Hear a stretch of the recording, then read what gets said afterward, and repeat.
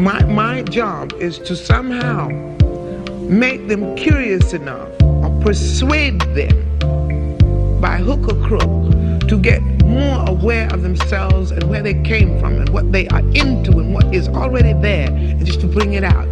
This is what compels me to compel them, and I will do it by whatever means necessary. Welcome to the Black Girls Heal podcast, where we talk about healing our intimacy disorders, unresolved trauma, and building a healthy relationship with first ourselves and then others. Every episode, we will talk about advice you can apply today to break unhealthy patterns and grow in your self-worth. I'm Sheena Lachey, Love Addiction Coach and Trauma Specialist. Let's begin. Hello, and welcome to the latest episode of Black Girls Heal. And yes, you are correct in seeing that there are 2 episodes that are being released this week. I really wanted to share the topic around coping with your lack of self-worth and imposter syndrome, inspired by the beautiful Ari Lennox.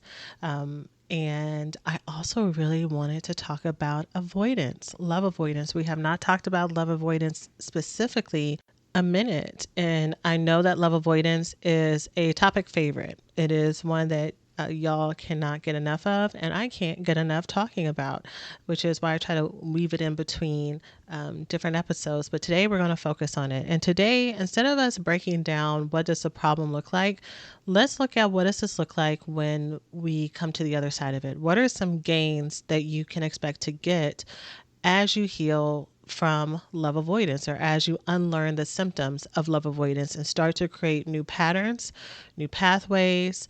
What are some examples of that? And in today's episode, I'm going to talk about some of the nuance too. You know, I saw someone talk about on Twitter recently that no one ever heals, that healing is a process, that you're always going to be in a process of healing, which is, what we've talked about here. And so we're not looking to say that I will never be love avoidant, because some of the things that you are considering to be love avoidant are probably actually good boundaries. They're probably cues for you to let you know when you need to step back and what makes you feel emotionally safe. And yes, sometimes what makes you feel emotionally safe is based in trauma, and some of it is based in self-care. And some of it is based in the need to recharge. Some of you are love avoidants and you are extroverts. And so knowing how to balance that is pretty interesting and sometimes hard. And some of y'all are introverts and also love avoidance. And so the way that your healing path and the way that is going to look for you is going to be different for someone else who, in their highest level form, when they are connected to their core self, they are extroverted and they love to be around people. You, at your most highest level self, you're never going to be energized by being in large groups of people, right? So when we try to do this one size fits all, it can leave us feeling behind. It can leave us feeling even resentful of the process, confused, and not even wanting to work on this stuff, because for me to be healed, quote unquote, or for me to be walking towards being more love available, I would have to do things that I don't want to do. Right. And so we're going to paint the picture of what it looks like to be love available for everyone today. And I hope that you find it helpful. So some exciting news before we jump in that is related to this. So as y'all know, my recovery school program is the way that I help women work through this. It is the way that I help women heal from love addiction, love avoidance, and love deprivation. And on September 20th at 6:30 p.m. CST, I'm having a live open house where I will be talking about the program, what it would look like to work together, answering all your questions, breaking down what our different tracks look like, and letting you know this is what you can expect. This is what the support will look like, and letting you know all the options for you to see if it is the right fit for you. If you have been wanting to work together for a long time and you have been wanting to ask me these direct questions or just to learn more, this is your chance. It is free to attend. And also there will be a special gift or incentive for those who attend as well. So I'll share more about that at the end of the episode. But for now, let's go ahead and jump on in. So let's start how I normally start, which is defining love avoidance. However, I'm going to spend more time talking about the definition for love availability because I don't think that I have defined that fully here, outside of course, giving examples, but just to give y'all a couple of sentences about what that looks like. So, the definition for someone who is love avoidant is, or the practice of love avoidance is the systematic putting up of walls in a relationship to avoid feeling emotionally overwhelmed by another person. The love avoidant person may see love as a duty or obligation, and thus relationships are experienced as an emotional drain. On the other end of that, the path that we want to get to when we look at what are we healing towards, what is the point of all this, what does this look like if I'm not living in love avoidance, you are living in love availability. And love availability is the practice of opening and allowing healthy others to see and experience you in totality while practicing self-acceptance. The love available person leads with openness, but still maintains her personal standards for connection. I'm going to say that again. Love availability is the practice of opening and allowing healthy others to see and experience you in totality while practicing self acceptance. The love available person leads with openness but still maintains her personal standards for connection. So let's break down this definition. So, the first part, love availability is the practice of opening and allowing healthy others to see and experience you in totality. So, I want to kind of start in the middle of that sentence and talk about healthy others. I think one of the biggest fears of those who struggle with love avoidance, or the reason why love avoidance exists, is because you have been hurt. You have been hurt, you've been betrayed, you've been neglected, you've been let down, you have learned from that, right? And so now all of the tests that you have, all of the walls that you have, are methods of defense against people who may be predators. And we'll talk about that more in the definition. But the key to being love available, or one of the markers of being love available, is that you're letting people in, but you're letting in people who are healthy. You're not letting everybody in. You're not letting in people who talk to you nice just because they talk to you nice. You're not letting in people because you feel guilty. You're not letting people in because you are living in fear of being alone. You're not letting people in out of obligation. You're letting people in because you have assessed that they are healthy people to let in, that you are clear in your mind about what are the standards and the qualities of someone that you would want to be in your inner circle or be in your presence. You know, I've talked about before that one of the definitions of boundaries is not all the no's and all the rules that you have for other people for them to gain access to you. Not leading from that perspective, which is a very defensive perspective, versus boundaries are more about this is what I need to continue to say yes to you, right? So I'm leading with the yes. I'm ready to say yes. Can you show up in a way that allows me to continue to say yes? I live in a very yes lifestyle. I will say yes to pleasure. I will say yes to friendships. I will say yes to adventures. I will say yes to things that make me feel good just because. And I want you to experience that with me. I want to invite you to be a part of that because that's how I live my everyday. I don't live my everyday looking for the next shoe to drop, looking for bad things to happen to me. I'm not going to allow some random person who I've just met to kill that vibe, right? By me living in self-defense. So love availability again is the practice of opening and allowing healthy others to come into that vibe, to come and experience you in totality while practicing self-acceptance.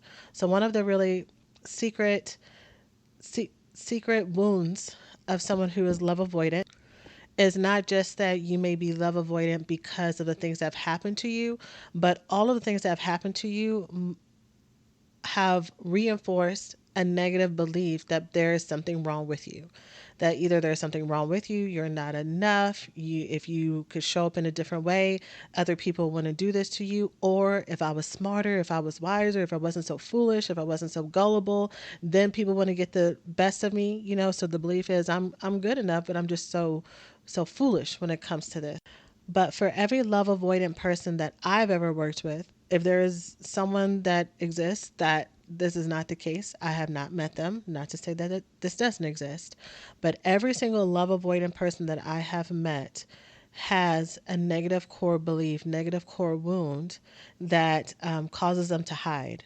And love avoidance may be a really great defensive strategy to keep people out who may hurt you, but it's also really great at making sure that you don't let anybody in who can see your soft parts, that can see these vulnerable parts, and then reject you because of what they see. Right? It's like multi-layered defense mechanisms. You got the steel walls, you got the codes, you got the laser beams. People got to get through all this stuff just to get to that crown jewel. And even then, it's in a glass case.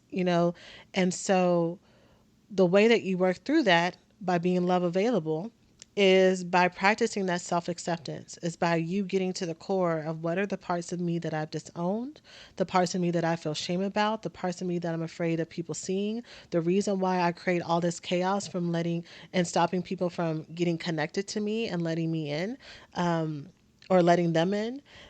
What am I actually hiding myself? Why am I hiding? And what is the purpose of this? At my open house, this is where, for those who've attended the open house, you've seen this before. Hundreds of you have attended before, so you know that this is the case. This is where I break down the different archetypes of love addiction, love avoidance, and love deprivation in more detail, and I talk about more of the strategies of what this looks like when you are dealing with love avoidance, like how this may present. Again, as promised, I'm not going to spend today's episode talking as much about that problem part, but if this part is piquing your interest, I would really encourage you to come to the open house for that reason too, because I teach a whole class before I talk about the recovery school program, just to make sure that everyone understands why we're there, so that you can see yourself, that you can feel comfortable, that you can take something with you, even if you decide not to join. So just know that that's available for you. So when it comes to being love available and practicing that self-acceptance, and we're getting to that deeper root, and once we start to accept ourselves, once we start to love ourselves, all that fear about what other people will think, it dissipates. For some people it goes away completely depending on the core wound, and for some people it just lowers significantly, and you have access to tools related to self-compassion, self-acceptance, self-love, self-knowledge, right? Just knowing who you are, to where any negative comments or thoughts or projections, a lot of us will project what we think other people are thinking onto them when really it's our negative thoughts. When you're love available, your projections are now positive, right?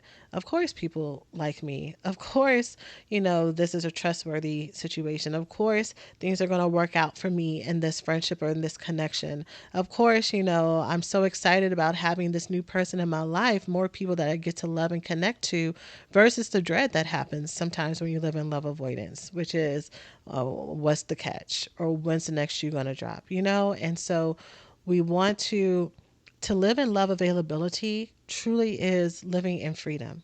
It is you feeling safer in your body, which I'm going to talk about more in a moment, like some of the gains that come when you shift out of being love avoidant to being love available, feeling more safety in your body, being able to sleep at night a little bit better. Your conversations with other people, you're able to stop and reflect on what may have been a trigger before to now it's just a neutral comment, right? Or even it doesn't even get on your radar anymore because you're a different person, right? And you're coming from a different perspective. So that is the first part of the definition. Love availability is the practice of opening and allowing healthy others to see and experience you in totality while practicing self-acceptance. I'm going to say a little bit more about that. The opening and allowing healthy others, that is code for initiating.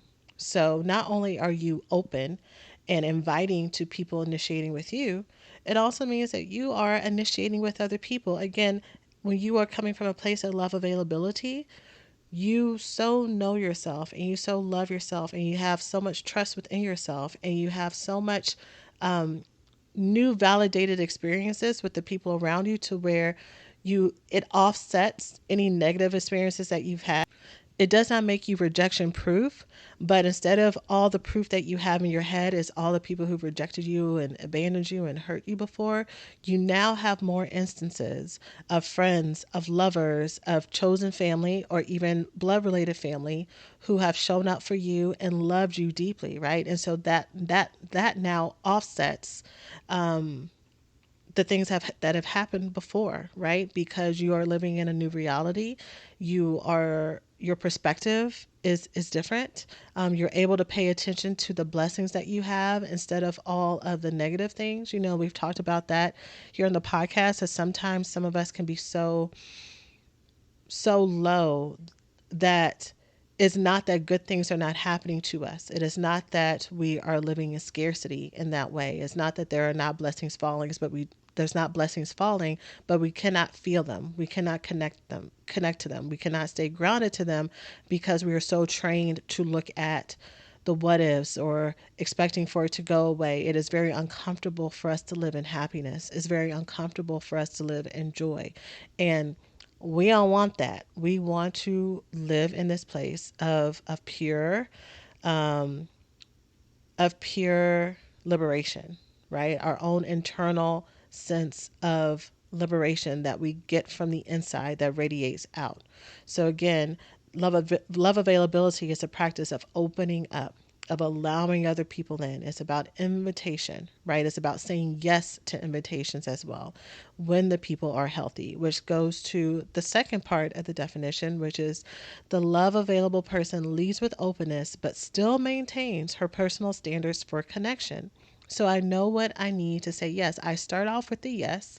And when I start to see the red flags and when I start to see the breaches and what my boundaries are, when I start to see the things that make me feel uncomfortable mentally, emotionally, physically, spiritually, I can step away and I can demote. You know, and I think the problem for some of us is going into the all or nothing and black and white thinking. And with love avoidance, we are very quick to cut people off. We're looking for a reason, right? And that muscle is very strong, right? So you break a boundary, you're out, right? Which makes it really hard to navigate the fact that to be human and to be in a relationship is not black and white. There's gray moments that happen. There's a spectrum that happens. So when you meet a person that's amazing, but there's a miscommunication, there's a misunderstanding, there's a missed moment or whatever, there's not any grace to repair that. That person is put in the same category as an abuser, as a perpetrator. There's no space for repair. So what that means is you go through your whole life. If you have relationships with humans, you go through your whole life with people who are seen as disposable, and this includes if you're a very giving and loving person, because you don't know how to navigate the in between. You don't know the spectrum of these people qualify. They're allowing me to say yes to them being in my inner circle, and these people I can say yes to them being good friends. These people, I'm okay saying yes to them being acquaintances. These people are okay with me, you know, saying hello in the grocery store. I won't turn the corner if I see them, right? And these other people are enemies. These other people are, even frenemies, for those who may be in forced proximity with folks that you have to work with or something. So maybe they're frenemies. You're casual, but you're very clear that they cannot be trusted. So to be love available means that you are able to still maintain your personal standards for connection. You do not lose when you are available. When you're living in this liberation, you're actually more connected to who you are, what makes you feel good, what makes you feel safe, what makes you feel happy, right? Without living in this continual threat response, which is so hard for your nervous system. It's hard for your relationships. It's hard for your own self-esteem, right? Because when you're living in that type of place, everything is a hit to your self-esteem when you're primed for it, when you're very hypervigilant to it, when you don't know how to self-soothe and practice that self-care. And the love available person knows how to practice that self-acceptance. She knows how to self-soothe. She knows how to calm herself down. She knows how to give that to herself first so that she doesn't have to live on the offense in her everyday life, right?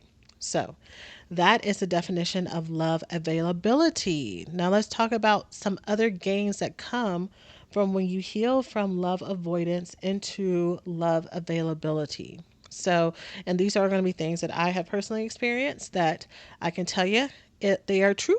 And I can point you to other people who have found this to be true. And some of those people may be you. Some of these things that I talk about are going to be things that you have personally experienced. So you know that it is possible. You know that you weren't born this way. You weren't born into running from love or cutting people off and not being able to be connected to yourself and needing to overcompensate or needing to hide or however your love avoidance shows up for you. These were all things that were learned. And so they can be unlearned as well, and they can be healed. Okay. So, one of the first gains that comes from moving into love availability versus love avoidance is the unraveling of those negative core beliefs that I mentioned. So for me, these are core beliefs that I've already talked about here in the podcast, but some core beliefs that I have had to work to unlearn at different levels is that I'm a burden, that I'm too much, that others don't care about what I'm talking about, and side note, y'all, I have consistently seen that across the board that negative core beliefs are almost always the things that people thrive in. So I have sat in conversations with people who were so concerned that they were so selfish and so concerned that they were, self-centered and that they were too much in that respect, that they needed too many things. And if anything, they were some of the most giving people. They were naturally generous. And yes, you could say that there could have been some people pleasing, but one of this person I'm thinking about, just her core essence was someone who was compassionate and giving and empathic, right? But meanwhile, her negative core belief that she felt haunted by was that she was selfish.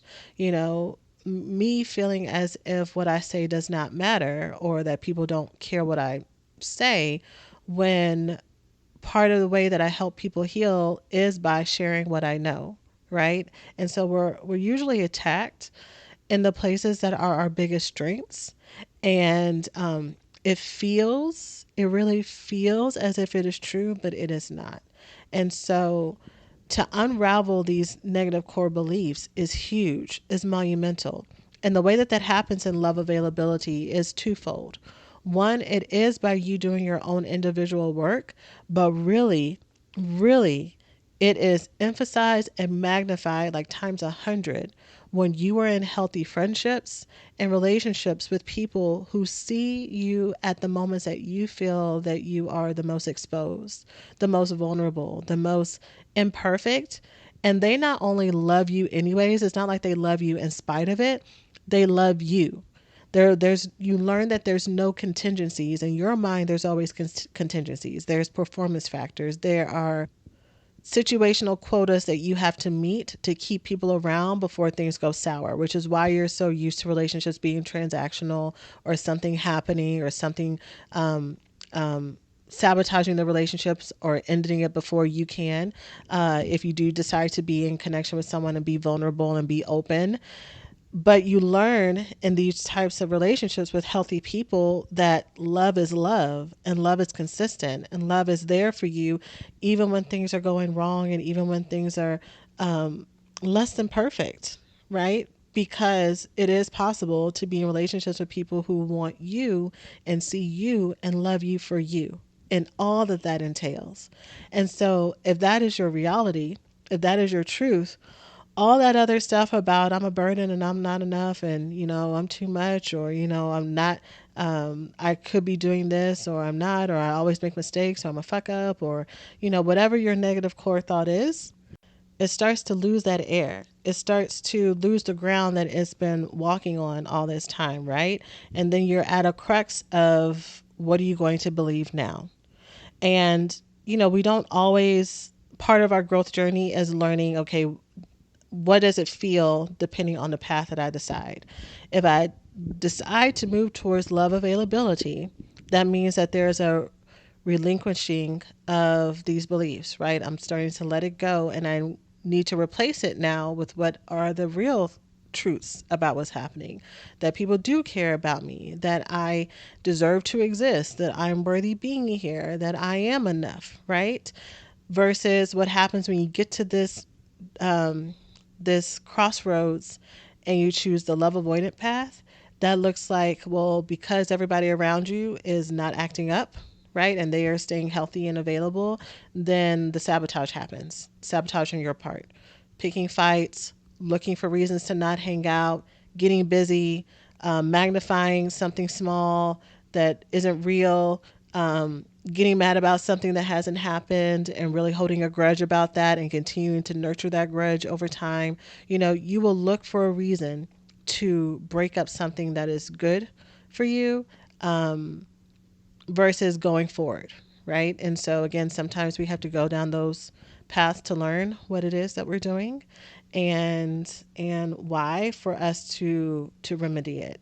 This is why I you've heard me say, if you've been a long-term listener to this podcast, you've heard me really emphasizing the importance of amends and apologies and saying I'm sorry, because on this path of healing, so much of this podcast validates that your feelings are right, that you have a right to feel the way that you feel, and that your feelings were hurt, and to like really lean into that, and through that you're going to find a lot of repair. And also sometimes the repair is us taking a mirror and looking at ourselves and saying, you know what, I could have done that differently, that I could have made a different choice, right? And my choice affected somebody. And going past making that, having that conversation with yourself, practicing true self acceptance and love towards yourself looks like being vulnerable and making that repair, especially if it was a healthy relationship, especially if it's someone, when you're looking back at all the facts of the situation, there was someone who was really good for you and good to you. And yes, there is a risk that they can still be mad. There is a risk that they can be upset. And it's also possible that this person misses you, right? Especially if they were healthy and loving towards you and all that stuff, right? And you know that the relationship did a dissolution in your friendship or relationship or whatever it was because of your own stuff, then you moving forward to change that is what's going to create new patterns towards being love available. Because to be love available, this practice of being open and allowing healthy others in and experiencing you in totality does not mean that it's always going to be butterflies and rainbows. Again, as human beings, there are going to be some scuff ups. There are going to be some missed moments, some missed moments in connection, some misunderstandings, right? I talked a few episodes ago in the sisterhood episode with Dr. Joy from Therapy for Black Girls about, learning about love language miscommunication within one of my friend groups, and needing to have a moment of clarity and honesty with myself about it, and that happens. It happens to all of us. Is what are you going to do with that information? Are you going to use that information to continue to nurture and grow and feed into this vibe of peace, of connection, of prosperity, of abundance, of emotional joy? I guess joy is always an emotion, but you get what I'm saying. Just feeling this light freedom. Am I going to move towards using this information to cultivate that and protect that and create new roads so that when there's a pothole in the street, I know how to fix it up? Or am I going to keep acting like it's not there until down the road I'm trying to be all love available and all lovey dovey, but I got all these all these like rocks in the middle of the street, and I have all these barriers, and again all these potholes, and now I got to do the work to clean it up, to protect my paradise, to protect this really beautiful Eden that I've built, right? The work is both. The work is nurturing the flowers, planting the fertilizer, pruning the trees, laying in the grass and looking at the sunshine, and also it's going to be pulling out the weeds. It's going to be clearing out the debris when it sweeps down the street, right? And it's all part of the same thing. So that is the first gain of being love available is the unraveling of these negative core beliefs that have always felt true to you. Being in community and being in connection and being connected to yourself, those no longer hold the same amount of weight, or at least you have evidence contrary of these deep limiting beliefs. The second one is related to, well, no, I'm going to skip to the second one, which is related to what I just shared, which is you get clarity on what is actually your stuff versus other people's stuff. So I remember points in time when it came to other people for me, and on the Myers Briggs, I am a ESFJ, extroverted, sensing, ESFJ, feeling judgmental type, for those of you who knows what that means. As I've taken that test over the years, I still test as an ESFJ, but being in this healing work, I'm like literally on the borderline with the I of introversion. Like me needing more time to recharge is a real thing, but the extroversion is still there, which I'm going to also talk about in a moment. So, but I've had multiple times in my life where I was just sick of people. And I was like, I need to live on an island because if this is what it means to have friends, or this is what it means to be in partnership, or if this is what it means to like be in family, I don't need it. I don't want it. I'm so sick of the people thing, right? And what I've learned over time is that sometimes those feelings that I was feeling was not because people were peopling and just acting up, and it was part of the consequences of being in interpersonal relationships, but because my stuff was flaring up. My insecurities, my distrust of people in relationships, my abandonment wounds, my rejection wounds, they were the ones that were flaring up and being triggered. And because I didn't know how to identify them, treat them, soothe them, work with them, reframe them, every time I was in connection with other people, they got deeper, it got bigger, the resentment got bigger, the fear of this happening again got bigger, the pros or the gains and the benefits that I had in interpersonal relationships, they no longer outweighed the cons. It wasn't worth it anymore, right? And so moving into love availability, I have gained clarity on when I'm being triggered that this is actually a them problem versus a me problem, or maybe a little bit of both in some cases. I have learned how to be able to step back, and not step back because I'm going to say, well, I'm going to deal with it by myself. I don't really care, whatever, whatever, but it continues to grow and I nurture that grudge instead of talking about it with the person, right? But literally to step back and kind of, talk to myself, talk to my spirits, talk to my soul, talk to my inner child, and get really curious about what's happening, and not only get curious, but offer the space, love, affirmation, care that she needs to be able to stay in this relationship. And if it's still there at the end of it, and it's because it's actually a people thing, then learning the skills of what it looks like to bring that to that person, so that there can be a repair, so that we can move forward.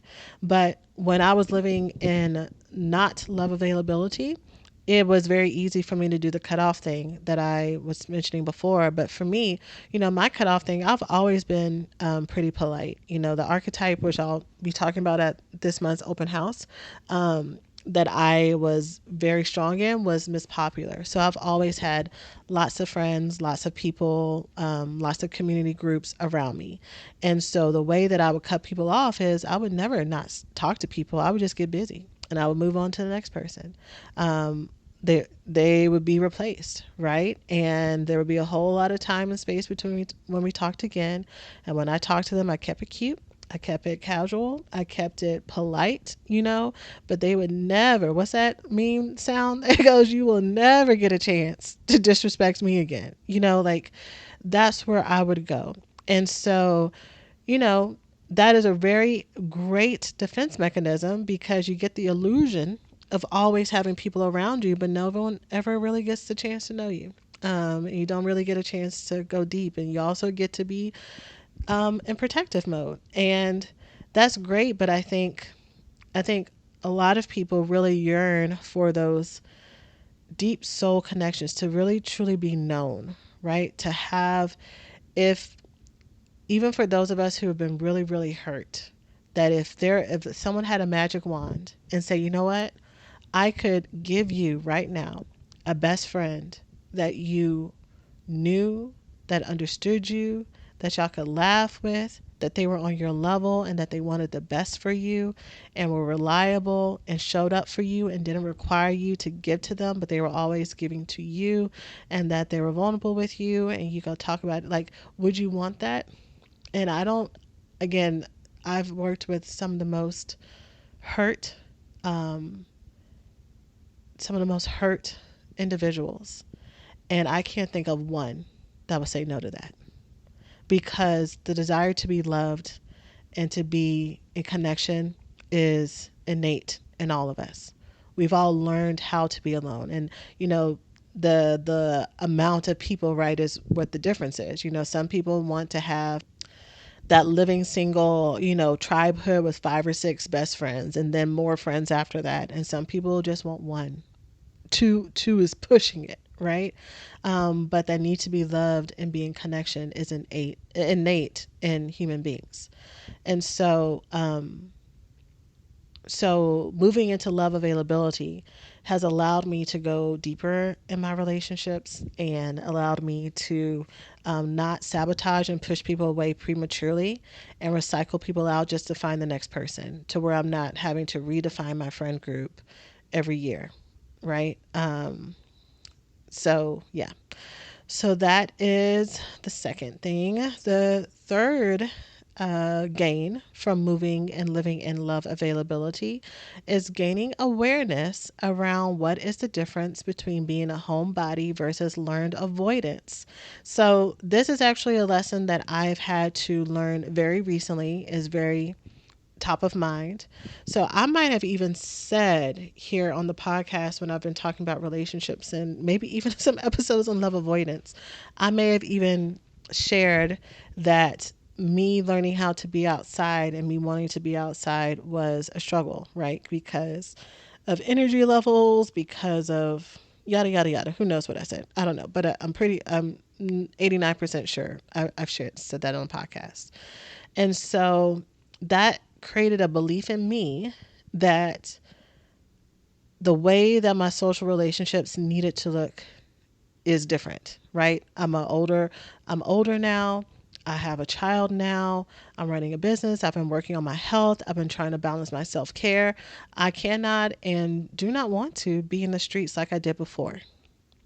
However, over the last couple of months, I have been making myself go outside and say yes to engagements and actually go.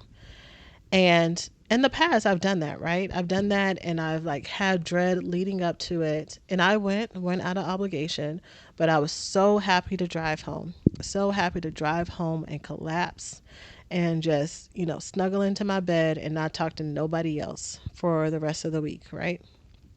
And yeah, literally for the rest of the week. Like I had done my social obligation and duty. But the last couple of months, when I've gone out, I do believe that I have still had the millennial dread, which might not just be a millennial thing, but like, you know, if someone were to cancel, I wouldn't be mad because I got my Netflix and I got my snacks and I have my bed, right? And then being in Houston, I don't have to worry about driving an hour anywhere and paying tolls, right? And don't even get me started on parking. Like, would love to see you, truly would love to see you, but if it got canceled, I wouldn't care. But I've gone to these things and hung out with friends and hung out with new friends and stuff like that. And when I tell you, I have felt so rejuvenated afterwards. Your girl has a bedtime. A few of these things have been at night. I have a very clear bedtime. My close friends know that. I will fall asleep at 8 something. Last night, I went to bed. My son was with his dad. I went to bed at 7 something. And when I tell you, I was so happy. Like it was the best night to like catch up on my sleep. So I'm an early sleeper because I wake up early in the morning. I'm a morning person. So usually hanging out later, I just tend to get sleepy and everything, and I'm really ready to go to bed. So I hung out these times, especially the times I'm thinking of. I hung out late at night. This is what kind of clued me into something was different. I hung out with him, and when I tell you I was so energized, and I was so happy, and I wanted the night to keep going on, and I was low key disappointed that it was over or that we had things that we actually had to do the next day and stuff like that. And it kept happening to where I was like, wait a minute, do I like being outside? Do I actually like being social? Over the last several years between COVID and everything else, in addition to getting older, changing energy cycles and everything else, I think as a collective, we've all learned how to make our home our safe space, that is our home base, that it's not just a place that we, come back and recharge at, but like this is our preferred number one location. And I think that's beautiful, but I think it's also tricked many of us to thinking that there are no, again, that the benefits of being outside and being social, the gains of being in community and connection aren't really that as good as they were before, right? That the payoff has shifted. And for me, I was like, huh, I think I actually like this more. I think I actually need this more. And so, what I thought was me becoming a homebody, becoming older, yada, yada, yada, all the excuses that I said before, it was just learned avoidance. It was a habit, y'all. It was a habit that I had built and cultivated, again, because of real external reasons between a global pandemic, and so many other factors, right? But I learned this habit of sticking to myself, right? And the thing about habits is even if they are causing dysfunction or making you feel miserable in some way or taking from your life, habits are so because they are familiar, they're comfortable, they're reflexive, right? You can do them without even thinking. Your body knows how to do it. So when it's given the option to do something else, it's always going to choose to do what it knows how to do, whether or not it's staying home, not trusting somebody, automatically saying yes when you need to start saying no, right? In all directions, whatever your unhealthy habit or undesired activity, or whatever is a better phrase for something that you may have outgrown or something that may be worth you re-examining, your body knows how to do that well. And so retraining yourself to do something different will take effort. You're not, if you have been very comfortable being in the house all the time and you have an opportunity to hang out with someone that you really want to hang out with, but you're so used to like getting a little rush of dopamine and joy when plans are canceled or, stay in the house, whatever, you're not going to feel exuberation just from hearing this podcast episode when it's time to go and hang out, right? Because your body is used to training you to not be social, training you to be insular, and those types of things. So it's going to take practice. But what I've gotten is more of a connection to myself. I've gotten so much more connection to my joy, so that now when I am alone and when I am, you know, recharging, it is that much more beneficial, right? And I also don't have a fear or dread around being outside anymore. Now I still need to be discerning around it. And this is where I'm learning right now, is this discernment still me being protective, or is it because I know myself, right? And I know that for me, especially being someone who's neurodivergent, that I really do, it might not be that I don't have enough energy versus focus. There are different things that I can focus on at different periods of time without taking away from focus from other areas of my life. So when I really want to focus on my parenting and being mom of the year, that takes focus away from maybe my self-care routines, or maybe what I'm doing with my job, or doing here in Black Girls Heal, or if I'm really focused on creating things here for Black Girls Heal and finishing the books and all that other stuff, then it may take away from me being able to show up socially, or it may take away from my romantic relationship, or it may take away from, all these different pockets, right? And so that's more the conservation that I need to pay attention to right now as I learn how to navigate that. But as far as like, if you go outside, you're going to regret it, Sheena. You're not going to, you're going to be looking at the clock and you're not going to have fun. No, that's not the case.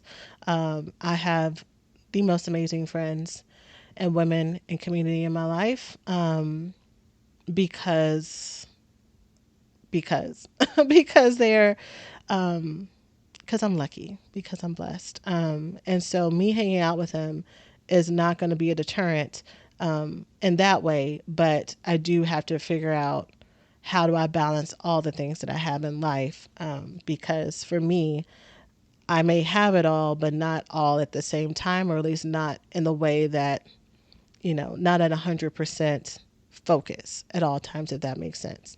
If I figure out how to negotiate that and navigate that, with some more executive functioning skills, I will come and share that, but that's where I am for now. So the fourth game that I kind of shied away from just now, that I'm going to talk about it with my whole chest, is community. The fourth gain of living in love availability is community. So I feel like I've always been blessed by being around amazing people. Of course, there's been some really shitty people. There's been people who have been frenemies. There have been people who have been ops. There have been people who have betrayed me and hurt me. Of course, those things have happened. And I have always had some of the most amazing friends and potential friends around me. Now, did I always optimize those friendships? Did I do my love avoidant thing by rotating all of these friends and not really going deep with them because it was easier to do so? It kept it live and entertaining as well. I'm also someone who just naturally likes to do different things and get bored easily. I like to do something new. So what intersection all that has together, we can go deeper into in a different episode when we're talking about it. But to talk about this point, I've always had access to really amazing people around me. But again, did I allow them to get to know me? Did I allow them to know me in totality? One common refrain that I heard from people across the board forever, through all grade school, through college, through grad school, and after, were friends saying, "We always talk about me. We never talk about you." Right? And we would have the best conversations, laugh, and do everything else, but they didn't need to know. What do you need to know? You got to ask me a question. I don't know how to answer that, or nothing's going on. Everything's fine. And girl, knowing good and well, I got the same life, insecurities, relationship wins, relationship woes, self doubts, little insignificant things that happen, big things that happen, but I was so not used to allowing people into my life, or even again going back to my negative core belief, thinking that they would even care about it, right? Or if I did have someone who cared, that rejection and abandonment wound and fear comes in, thinking that, well, it's not going to last that long. Everyone who comes, they leave, right? They change their mind about me. They get bored. Whatever story fit the moment. That's the thought that would come up. And so now to have community that I'm engaging in a different way and learning how to be more intimate and vulnerable is so beautiful and amazing. And also them seeing me at my most vulnerable, insecure, weakened spots, embarrassing spots, and still holding space for me, right? Is truly incredible. And the fact that they're all fine and that I can laugh with them and that we can, it's blessings on top of blessings on top of blessings, right? And that I can fully stay here, and I don't necessarily worry about them changing their mind on me, because the more I'm vulnerable and the more they show up for me, the more healed I can get. And hopefully something in them is healed as well. So you've heard me say before that when it comes to healing an intimacy disorder, doing this work on its own is difficult, because the crux of an intimacy disorder is the difficulty being intimate with other people. You only learn what works and what doesn't work by being in connection. by having the moments of love and learning how to attune yourself to let yourself be happy and let yourself receive that type of love, and learn how to give love without feeling like it's owed or obligated, and also learning how to navigate the low points too, and discerning again whether or not the low point means that this is a dangerous predator that you've you didn't quite see the signs, or maybe you did but you mislabeled the severity, and so now you have to enact those boundaries, right, and remove this person from your life, or greatly demote them. Or is the mishap that happened part of the miscommunications that happen? What naturally happens when you bring in two different people with different perspectives, different lifestyles, no matter how much you have in common, like people grow up in totally different houses. I remember there was one point I was in college, and it was during the summer, and it was one of those periods between when the dorms close and between the next session when it opens, and didn't want to go back home. So I was staying in one of my friend's apartments, and you know again totally different homes. So she had nonstick pans. I grew up in a house where we really didn't have much of anything. And so for me, when I'm using nonstick pans to scramble eggs or whatever it was that I was doing, in my house, we just use forks, right? I didn't know about such technology, right? She didn't know that I didn't know. So she had a sit down meeting with me, and she was very upset and found it very disrespectful that I was using forks on her nonstick pans, and that I was just intentionally being negligent and damaging her property.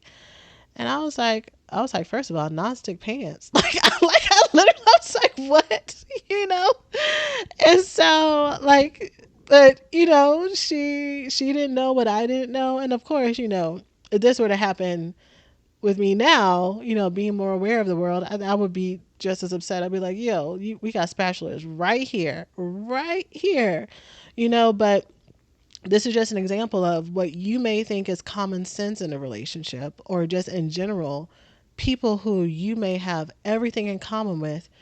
There are still going to be those differences. And are you going to be able to communicate what you need and what's important to you without coming from a place of attack, and expecting the best while still being able to own your own truth? Or do you go straight towards, all the defense mechanisms that you did before?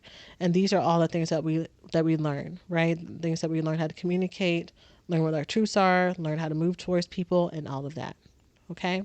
So I hope that y'all found this podcast episode helpful.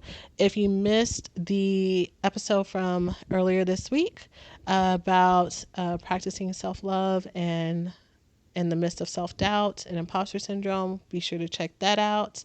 But in the meantime, again, I'm so happy to be with you all today. If you liked what you heard about today and you want to learn more about the archetypes, if you want to learn more about working together, if you want to attend our open house on September 20th at 6:30 p.m. CST, I would love for you to join me. You can go to blackgirlsheal.org/open house and you can join. And again, it's free to attend. There will be a special incentive for the women who enroll that night. Or the women who enroll that night and the women that attend. So would love to have you there. So again, blackgirlsheal.org/open house. And we are going to send a survey to, so there are some women I didn't even advertise, and there are some women who have already registered, which I think is awesome. You're already exploring on the website and you're like, I want to know more. So look forward to see y'all there. Getting that group chat live. The group chats at the open houses are always so much fun. But we're going to send the email to y'all. But for everybody else who registers, there's going to be a survey. So I would love for you to share what it is that you want to work on, and what is it that you are interested in healing. And so that I can shout that out. I won't say your name. I never say people's names. but I can shout that out if it's something that we can work on. And if not, then again, those of you who have attended open houses, I'm very honest with like, this wouldn't be the right fit for you, but this is the next step that I suggest. Is I only want women in this program who I feel like I can actually help. And so if that is you, again, we'd love to have you. So again, blackgirlsheal.org/open house.